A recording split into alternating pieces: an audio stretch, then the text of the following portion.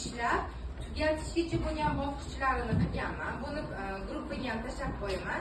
Kim mana bu yoqqa endi o'tib, endi ishlayotgan bo'lsa juda ham yaxshi metodik qo'llanma vazifasini o'tadi bu. Mana proyekt qo'yolmayapman. Go'zal tugatdik. Ikkinchi parasida yangi fasl qurish kerak edi.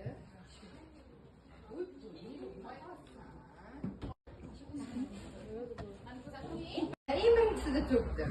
O'shani ishlash uchun kerak bo'lgan materiallar.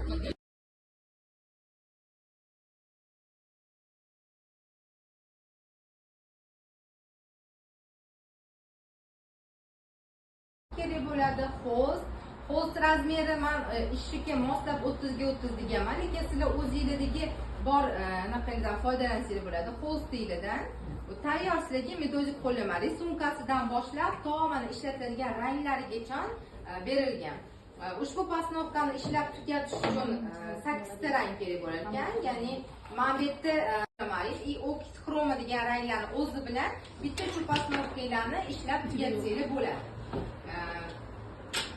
Keyingisi nimalardan boshlanadi? Rasm ishlash bosqichlari mana moy boyoqqa o'tdinglar. Hamma mana anaqada rang tasvir kabi qalam bilan chizishdan boshlanadi. Qalamda chizasizlar, oq fonni yopasizlar, bakal bilan nokuchma asosiy fonni yopib olasizlar, stol yuzasi, keyin uzum uchun fon, shisha buyum bilan uzumli batafsil chiziladi. Keyin oxirida mazoklar bilan nokni. Ikkinchi bosqichda nimalardan boshlanadi? Oddiy HB qalamda ishlatasizlar.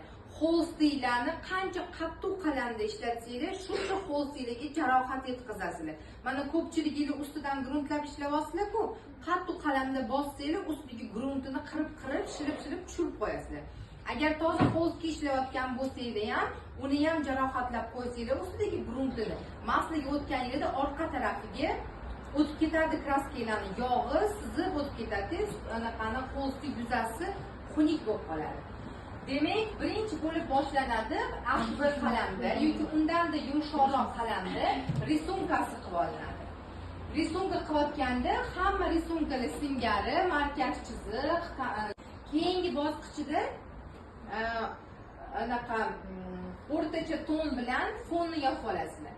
Bu mana shu metodikada ishlab ko'rishinglar uchun bitta misol tariqasida